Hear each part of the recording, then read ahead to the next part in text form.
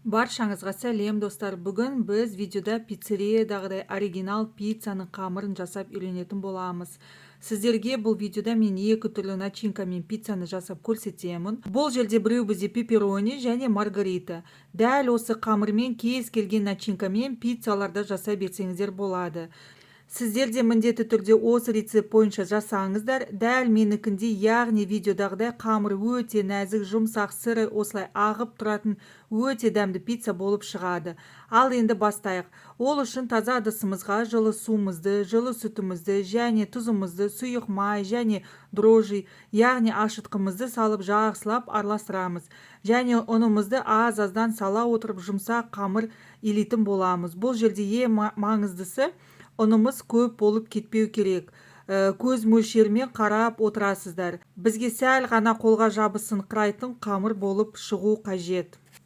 Қамырымыз дайын болғаннан кейін бөлме температурасында жылы жерге 1 сағатқа қойып аламыз. Қамыр 2 есеге дейін ұлғайып көтерілуі қажет. Егер де қамырларыңыз көтерілмеген жағдайда, значит сіздерде қамырға қосылатын ашытқыңыз сапасы дұрыс емес деген сөз. Онда сіздің қамырларыңыздан дұрыс пицца шықпайды. Сондықтан дрожжыларыңызды жақсы екеніне көз жеткізіп алыңыздар. Осылай жұмсақ жақсы етіп қамыр илеп аламыз және сәл ғана қолымызды сұйық маймен майлап қамырымыздың бетін жауып жылы жерге қоямыз. Мен моцарелла сыр алдым. Міндетті түрде сырдың проценті 40%-дан жоғары болу қажет.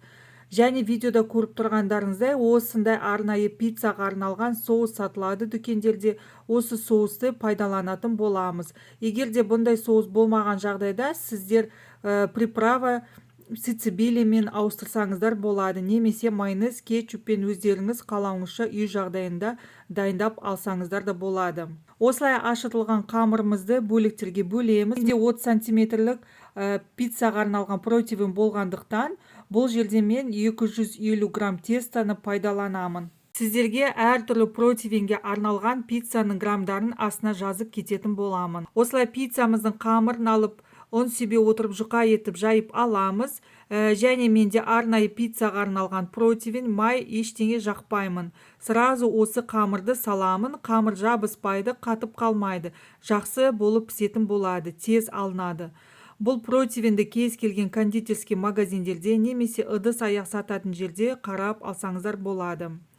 Қамырымызды осылай жұқа етіп жайып, шетіне бортиктерді шығарамыз. Және 2 ас қасық пиццаға арналған соусымызды жағып шығамыз. Немесе пиццаға арналған орегано деген приправа сатылады. Сол приправаны алып, сеуіп шықсаңыздар да болады. Ол өте дәмді дәм беретін болады пиццаңызға. Мен бұл жерде маргарита пиццасын дайындап жатырмын. Ол үшін бізге қызанақ керек. Қызанағымызды осылай жұқа етіп турап салып шығамыз. Және сырымызды үстіне орналастырамыз.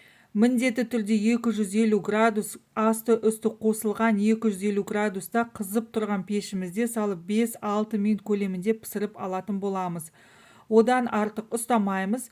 Піспей қалады деп қорықпаңыздар. Егер одан артық ұстап қалған жағдайда сіздердің пиццаларыңыздың сыры күйіп кетеді және қатты болып қалатын болады. Толығымен 5-6 минутта пісіп шығатын болады. Өзіміздің пешімізге байланысты қарап, байқап отырасыздар. Сырымыз толықтай ерігеннен кейін уже біздің пиццамыз пісті деген сөз. Енді менде бұл жерде видеода екінші пицца дайындап жатырмын. Ең алдымен соус, одан кейін сыр және колбасаларды жұқалап турап саламын.